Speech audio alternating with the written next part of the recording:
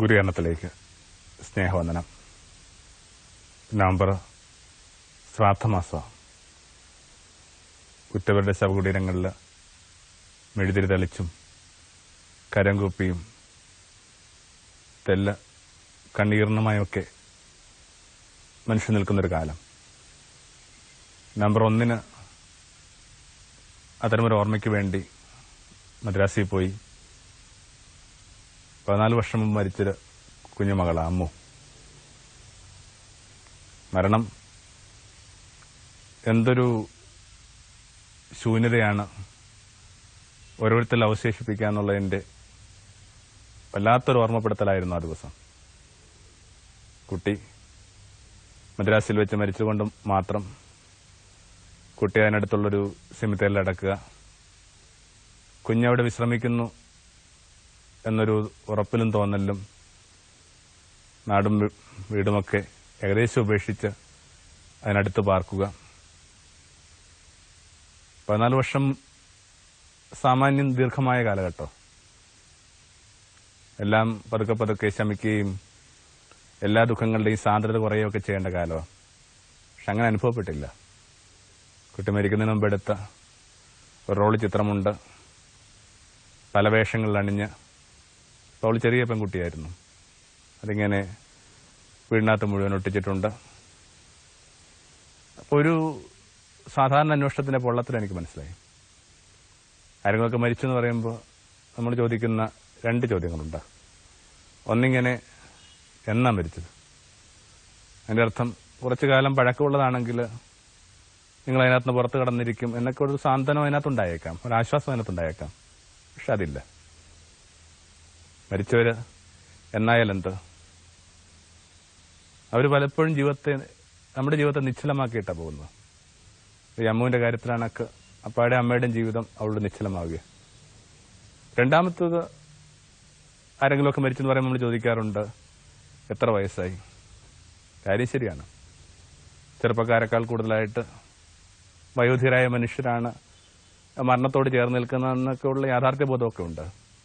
പക്ഷെ ആ മരിച്ചത് നിങ്ങളുടെ അച്ഛനും അമ്മയൊക്കെ ആകുമ്പോൾ അത്തരമൊരു ചോദ്യം എത്ര അപ്രസക്തമാണെന്നും ചിലപ്പോൾ എത്ര ക്രൂരമാണെന്നും പോലും നമുക്ക് അനുഭവപ്പെടും. അപ്പോൾ വല്ലാത്ത നമ്മുടെ ചില ധാരണകളൊക്കെ പൊളിച്ചെഴുതുന്ന ഒന്നാണ് മരണം. കൂടെ കൊണ്ടുപോയൊരു പുസ്തകം ഹോം സിക്ക് എന്ന് പറഞ്ഞൊരു പുസ്തകം, യാത്രയിൽ. അതിങ്ങനെ ഈ ദിവസങ്ങളിലൊക്കെ വായിക്കുന്നുണ്ട്. ഒരു ഭംഗിയുള്ളൊരു ചരമാനന്തര ഗീതത്തിന്റെ പിന്നിലുള്ള കഥയൊക്കെയാണ് ആ പുസ്തകത്തിനകത്ത്. ആ ഗാനവും കേൾക്കാൻ പറ്റി. അമ്മുവിന്റെ അമ്മ പറഞ്ഞതും ഇതുമായിട്ട് ബന്ധമുണ്ട്. കുഞ്ഞിന്റെ കല്ലറയിലെ പ്രാർത്ഥനയൊക്കെ കഴിയുമ്പോൾ നെടുവീർപ്പോടുകൂടി ആ അമ്മ പറഞ്ഞത് ഇങ്ങനെയാണ്: എത്ര കാലം കൂടി ഞങ്ങൾക്ക് ഇങ്ങനെ കാത്തിരിക്കണം അവളോടൊപ്പം എത്താനായിട്ട്. അപ്പൊ അങ്ങനെ ഒരു ഡയമെൻഷൻ ഉണ്ട്.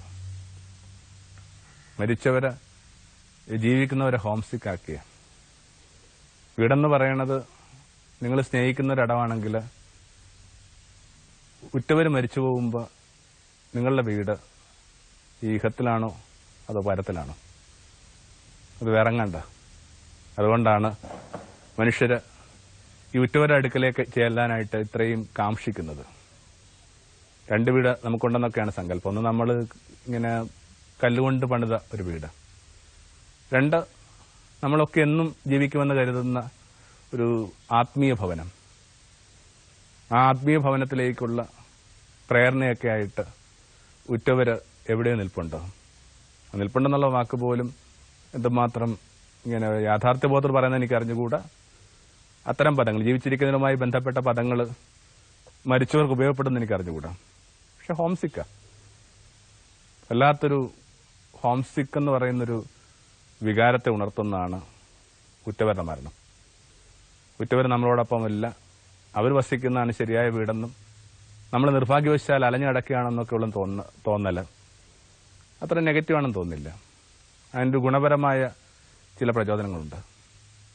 ജീവിതത്തിൽ എപ്പോഴെങ്കിലുമൊക്കെ ഈ ഹോംസിക്ക് ആകാത്ത ഒരു മനുഷ്യനില്ല. കാര്യം ചെറിയ പ്രായങ്ങളിലൊക്കെ യാത്രകൾ വളരെ പ്രിയപ്പെട്ടതായിരുന്നെങ്കിൽ പോലും ഒരുപക്ഷെ ഏതെങ്കിലുമൊക്കെ യാത്രകളുടെ ഇടയിൽ പെട്ടെന്ന് വീട് വല്ലാതെ തിരികെ വിളിക്കുന്നു.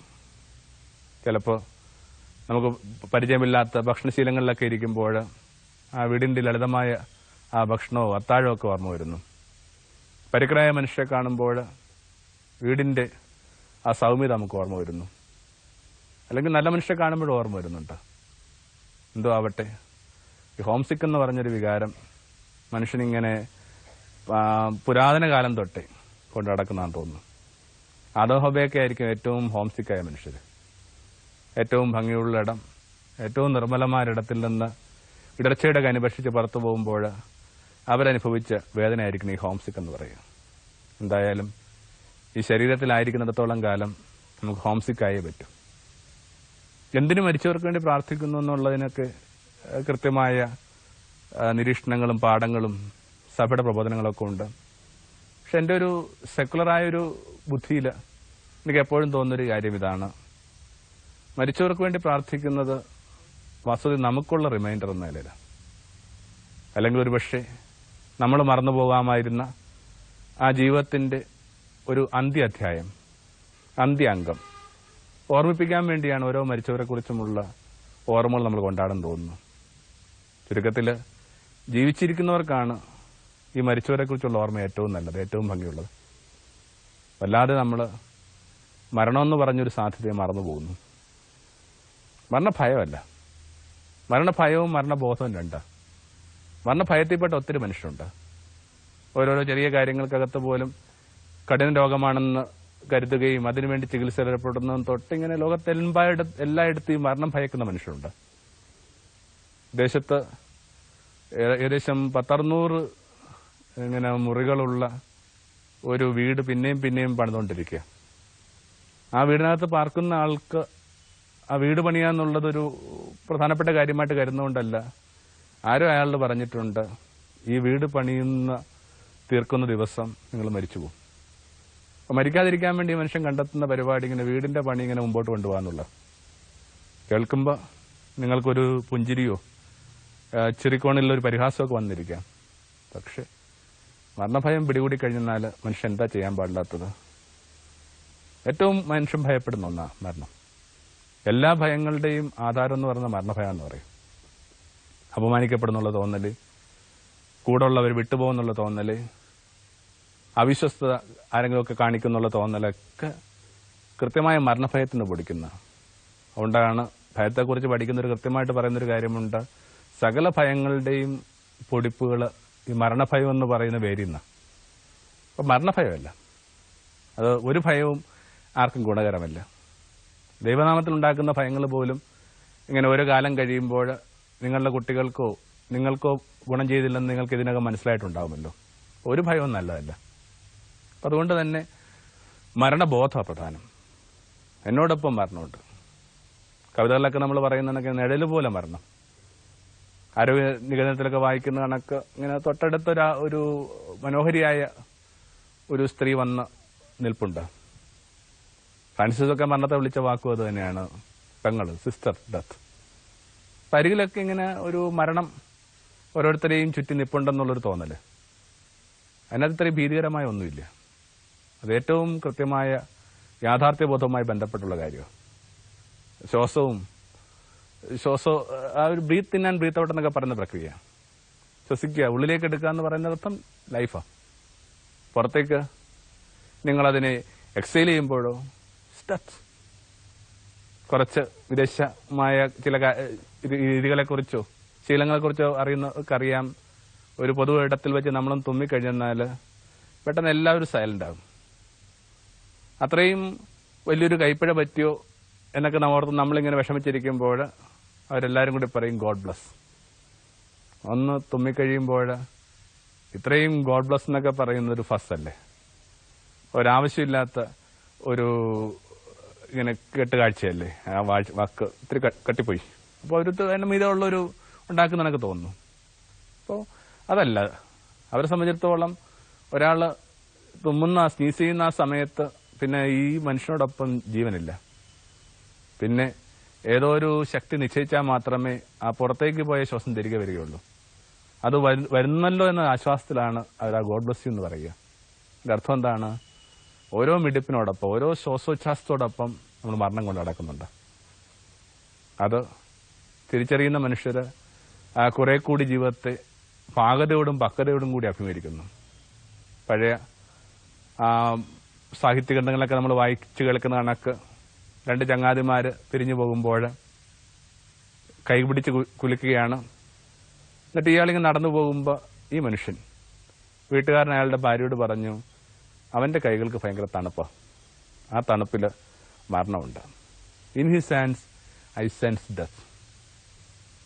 അറം പറ്റിയത് കണക്ക് സഞ്ചരിച്ചിരുന്ന ബോട്ട് ബോട്ട് വെള്ളത്തിൽ മുങ്ങിപ്പോവുകയും കവി കൊല്ലപ്പെടുകയും ചെയ്തു. ശല്യത് വല്ലപ്പോഴുമൊക്കെ ഒരു കരം കൊണ്ട് മറ്റേ കരത്തെ ഒന്ന് ചേർത്ത് പിടിച്ചിട്ട് പറയണം, in my hands I sense death. മരണം ഒരു പ്രക്രിയയാണെന്ന് മനസ്സിലാക്കിയ പ്രധാനം. It's A process. നമ്മൾ പറയാറില്ലേ പെട്ടെന്ന് മരിച്ചു. പെട്ടെന്ന് എങ്ങനെയാണ് മരിക്കണത്? 40 വയസ്സുള്ള ഒരാൾ മരിച്ചു എന്ന് പറയുമ്പോൾ 40 വയസ്സിൽ മരിച്ചു എന്നുള്ളതല്ല, 40 വയസ്സോളം മരിച്ചുകൊണ്ടിരിക്കുകയായിരുന്നു. ഓരോ നിമിഷവും ഇങ്ങനെ കോശങ്ങൾ മൃതമാവുകയും പുനർജനിക്കുകയും ചെയ്യുന്നുണ്ട്. അതിൻ്റെ ആ പ്രൊപ്പോർഷൻ സൂക്ഷിക്കാൻ പറ്റാതെ പോകുമ്പോൾ ഇങ്ങനെ മരിക്കുന്നതിനനുസരിച്ച് കോശങ്ങൾക്ക് ജനിക്കാൻ പറ്റാതെ പോകുമ്പോൾ അതിനെ വാർദ്ധക്യം എന്ന് പറയുന്നു. എന്തായാലും ഇങ്ങനെ കൂടെ കൊണ്ട് നടക്കുന്ന അനുഭവത്തിന്റെ പേരാണ് മരണം. അതിങ്ങനെ കുറെ കൂടി വ്യക്തതയോടെ ലോകത്തെ കാണാനും ഇത്തരം കെട്ടുകാഴ്ചകളിൽ വല്ലാതെ ഭ്രമിച്ചു പോകരുതെന്ന് മനുഷ്യനെ ഓർമ്മിപ്പിക്കാനുമുള്ള ഏറ്റവും ഭംഗിയുള്ള റിമൈൻഡറുമായിട്ട് അനുഭവപ്പെടുന്നു. അതുകൊണ്ടൊക്കെ തന്നെ ആയിരിക്കണം എല്ലാ പാരമ്പര്യങ്ങളിലും ഈ മരിച്ചവരെ ഓർമ്മിക്കാനുള്ള സാഹചര്യങ്ങൾ ഉണ്ടാക്കുന്നത്, സൃഷ്ടിക്കുന്നത്. തൊട്ടപ്പുറത്തായിട്ട് ഒരു ഹൈന്ദവ ഭവനത്തിൽ ഇവിടേക്ക് വരുമ്പോൾ കണ്ട കാഴ്ച തന്നെയായിരുന്നു. ഇങ്ങനെ ചെറിയ ചോറുള്ളകൾ ഉരുട്ടി വയ്ക്കുക. മരിച്ചവർക്ക് വേണ്ടിയാ.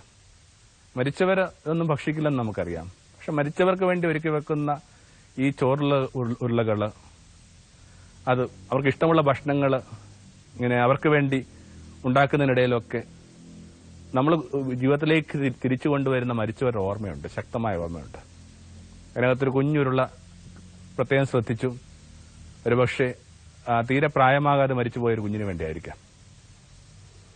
ഒരു പാദം ജീവിക്കുന്നവരുടെ ലോകത്തിലും മറുപാദം മരിച്ചവരുടെ ലോകത്തിലും ചവിട്ടി നിൽക്കാൻ കഴിയുമ്പോഴാണ് മനുഷ്യന് ഇക്വിലിബ്രിയം ഉണ്ടാകുന്നത്.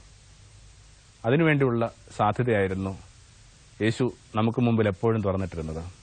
അതുകൊണ്ടാണ് ഈ ലോകത്തിന്റെ മുഴുവൻ കാര്യങ്ങളിലും ഭംഗിയായിട്ട് ഇടപെടുമ്പോൾ, ഒന്നിനകത്തൊന്നും മാറി നടക്കാതിരിക്കുമ്പോൾ, എന്തിനകത്തും ക്രിയാത്മകമായിരിക്കുമ്പോഴും ഇടയ്ക്കൊക്കെ യേശു നമ്മളിങ്ങനെ ഓർമ്മിപ്പിച്ചുകൊണ്ടിരിക്കും, ലിഫ്റ്റ് അപ്പ് യുവർ ഐസ്, ഉയർത്തി നോക്കുക, കണ്ണുയർത്തി നോക്കുക.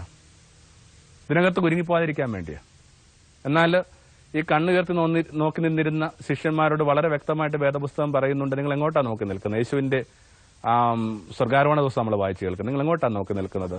മേഘത്തിലേക്ക് നോക്കി നിൽക്കുക. അവര് അങ്ങനെ മേഘത്തിലോട്ട് നോക്കി നിൽക്കേണ്ട ആൾക്കാരും അല്ല, ഗലീലിലോട്ട് പോകാനാണ് പറയുന്നത്. അപ്പൊ മേഘത്തിലേക്ക് മാത്രം ഉറ്റു നോക്കി നിൽക്കുന്ന മനുഷ്യരോട് തീരങ്ങളിലേക്ക് പോയി ആ മുക്കുവരോടൊപ്പം പണിയിലേർപ്പെടാനും കൊച്ചുവള്ളങ്ങളിൽ പോയി ചൂണ്ട പിടിക്കാനും കുഞ്ഞുങ്ങളെ കുളിപ്പിക്കാനും ഭാര്യയോടൊപ്പം സ്നേഹം അനുഷ്ഠിക്കാനും ഒക്കെ ആവശ്യപ്പെട്ടുകൊണ്ട് വേദപുസ്തകം അവസാനിപ്പിക്കുക. അല്ലെങ്കിൽ അങ്ങനെയാണ് നടപടി പുസ്തകം നമ്മൾ വായിക്കുന്നത്. അപ്പോൾ എന്തിൻ്റെ ഒരു ബാലൻസ് ഉണ്ട്. ഇവിടെ ആയിരിക്കുമ്പോൾ ഒന്ന് മിഴിവർത്തി നോക്കാനും മിഴിവർത്തി നിൽക്കുമ്പോൾ തീരത്തേക്ക് പോകാനും പ്രേരിപ്പിക്കുന്ന പുസ്തകം. നേരത്തെ പറഞ്ഞ കണക്ക് ഒരു പാദം ജീവിക്കുന്നവരുടെ ലോകത്തിലും മറുപാദം മൃതരുടെ ലോകത്തിലും ചവിട്ടി നിൽക്കാൻ കഴിയുമ്പോൾ മാത്രം ലഭിക്കുന്ന ഒരു ആത്മീയ കൃപയുമുണ്ട്. അത്ര ഭംഗിയായിട്ടാണ് വിവേകാനന്ദൻ പറഞ്ഞിരിക്കുന്നത്, അന്യ വീട്ടിൽ വേലക്ക് നിൽക്കുന്ന ആയക്കണക്ക് ജീവിക്കാൻ ഞാൻ എൻ്റെ മനസ്സിനെ പഠിപ്പിച്ചു. ഈ വീട്ടിലെ കുഞ്ഞിന് ഭക്ഷണം ഒരുക്കുമ്പോൾ, ഈ വീട്ടിൽ ചുരുണ്ടുകൂടി ഉറങ്ങുമ്പോൾ എനിക്കറിയാം ഇതെൻ്റെ കുഞ്ഞല്ല, ഇതെൻ്റെ അത്താഴമല്ല, ഇതെൻ്റെ വീടല്ല. ഹോം സിക്ക്, ഇതെൻ്റെ വീടല്ലെന്ന് മനസ്സിലാക്കിയ മനുഷ്യൻ്റെ ഹോം സിക്നെസ്, അത് വല്ലാത്ത അനുഭൂതികൾ ജീവിതത്തിന് തരും. എന്തിനകത്തുനിന്ന് മാറി നിൽക്കാനുള്ള ധൈര്യം തരും. ചെറിയ കാര്യങ്ങളിൽ ഇടറിപ്പോകാതിരിക്കാനുള്ള ഊർജം തരും. നവംബർ മരിച്ചവരെ ഓർമ്മിക്കാൻ വേണ്ടി മാത്രമല്ല, ജീവിക്കുന്നവരെങ്ങനെ മരിക്കണമെന്ന് ഓർമ്മിപ്പിക്കാൻ വേണ്ടി കൂടിയാണ്. 3 കാര്യങ്ങൾക്ക് വേണ്ടിയാണ് ആത്മീയത എന്ന് നമ്മൾ പൊതുവെ പറയുന്നത്. ഒന്നിങ്ങനെ അർത്ഥപൂർണമായ യൗവനം, 2 പ്രസാദം നിറഞ്ഞ വാർദ്ധക്യം, ഗ്രേസ്ഫുൾ ഏജിങ്. എളുപ്പമല്ല ഇങ്ങനെ പ്രസാദത്തിൽ നിന്ന് ഇങ്ങനെ വാർദ്ധക്യത്തിലേക്ക് പ്രവേശിക്കുക എന്നുള്ളത്. കാരണം പലരും പല രീതിയിൽ ഇങ്ങനെ വാർദ്ധക്യത്തെ ചേർത്ത് നിൽക്കാനുള്ള കഠിനമായ ശ്രമങ്ങളിൽ ഏർപ്പെട്ടുകൊണ്ടിരിക്കുക. വളരെ സ്വാഭാവികമായി സംഭവിക്കുന്ന ഒന്നായിട്ട് വാർദ്ധക്യത്തെ മനസ്സിലാക്കാനും ആ പ്രായത്തിനിണങ്ങിയ മട്ടിൽ കുലീനമായിട്ട് ജീവിക്കാനും ഒക്കെ പറ്റുന്നവരുടെ എണ്ണം വല്ലാതെ ചുരുങ്ങിക്കൊണ്ടിരിക്കുകയാണെന്നുള്ളൊരു കുറ്റാരോപണം കൂടി ഈ അടുത്ത കാലത്ത് കേൾക്കുകയുണ്ടായി. അത് ആർക്കും ബാധകമാണ്. ഗ്രേസ്ഫുള്ളായിട്ട് ഏജ് ആവുന്നുള്ള അത്ര എളുപ്പമല്ല.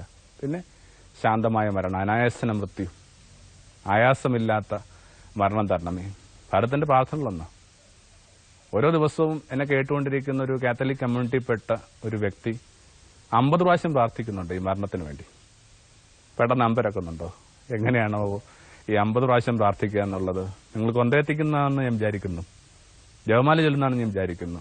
അങ്ങനെയെങ്കിൽ ആ 50 പ്രാവശ്യം പറയുന്ന എന്താണ്? ഞങ്ങളുടെ മരണനേരത്ത് നീ ഉണ്ടായിരിക്കണമേ. ഓരോ പ്രാവശ്യവും 50 പ്രാവശ്യം മരണനേരത്തുണ്ടായിരിക്കുമെന്ന് കരുതുന്ന മനുഷ്യര് ആ പ്രാർത്ഥനയെ കുറെ കൂടി ബോധമണ്ഡലത്തിലേക്ക് കൊണ്ടുവന്നാൽ ഉണ്ടാകുന്ന വ്യത്യാസം. തീരെ അപ്രതീക്ഷിതമായ ഒരു അനുഭവമായിട്ട് മരണം വരുന്നൊക്കെയാണല്ലോ യേശു പറഞ്ഞത്. യേശു മരണത്തിനോട് ഉപയോഗിച്ചിരുന്ന വാക്ക് കള്ളെന്ന് പറഞ്ഞൊരു വാക്കാണ്. ആ വാക്ക് അതിൽ തന്നെ എനിക്ക് തോന്നുന്നു മറ്റൊരു ഗുരുകരണത്തിൽ നമുക്ക് എടുത്ത് കാണാവുന്നൊരു വാക്കാണ്. എന്തിനുകൊണ്ടായിരിക്കണം യേശു ഇങ്ങനെ മരണത്തെ കള്ളെന്ന് വിചാരിച്ചു? അതിനകത്ത് ഒത്തിരി ട്രേസ് ഉണ്ട്. അതിൽ ഏറ്റവും പ്രധാനപ്പെട്ടത് ഇങ്ങനെ അൺഎക്സ്പെക്റ്റഡ് ആയിട്ട് വരിക എന്നുള്ളതാണ്. അത് മനസ്സിലാക്കാനായിട്ട് നമുക്ക് വലിയ ബുദ്ധിയൊന്നും ആവശ്യമില്ല. ഒരു ചെറിയ ഏറ്റവും സിമ്പിളായ യുക്തിയാണ് ഈ തീരെ പ്രതീക്ഷിക്കാതെ വരുന്ന ഒരാൾ. അതിനകത്ത് യേശു ഉപയോഗിക്കുന്ന റെഫറൻസ് നോഹയുടെ കാലമാണ്. നോഹയുടെ കാലത്ത് ഇങ്ങനെ മനുഷ്യര് തിന്നുകയും കുടിക്കുകയും കല്യാണം കഴിക്കുകയും കഴിപ്പിക്കുകയും ആനന്ദിക്കുകയും ഒക്കെ ചെയ്തുകൊണ്ടിരുന്ന കാലത്ത് പെട്ടെന്ന് പ്രളയം വരുന്നതായിട്ട്. അത്രയും ഡീറ്റെയിൽസ് ഒന്നും നോഹയുടെ പുസ്തകം നിങ്ങൾ പരിശോധിച്ച് നോക്കൂ, അതിനകത്ത് പറയുന്നില്ല. അധർമ്മം ഭൂമി പെരുകിയെന്ന് പറഞ്ഞൊരു വാക്കേ ഉള്ളൂ. നമ്മൾ വിചാരിക്കുന്ന അധർമ്മം എന്ന് പറയുന്നത് ഇങ്ങനെ ആരുടെയൊക്കെ കഴുത്തിറക്കുകയാണെന്നും അല്ലെങ്കിൽ ആരുടെയൊക്കെ മോഷ്ടിക്കുകയാണെന്നും അല്ലെങ്കിൽ വ്യഭിചാരത്തിൽ ഏർപ്പെടുകയാണെന്നൊക്കെ അധർമ്മം എന്നുള്ള. അധർമ്മം എന്ന് പറയുന്നത് ശരിയായ ധർമ്മം കാണാതെ പോകാനുള്ള. മനുഷ്യന് അവനവൻ ജീവിച്ചുകൊണ്ടിരിക്കുന്ന പല കാര്യങ്ങൾക്കകത്ത് അവന്റെ ധർമ്മം പാലിക്കപ്പെടുന്നുണ്ട്.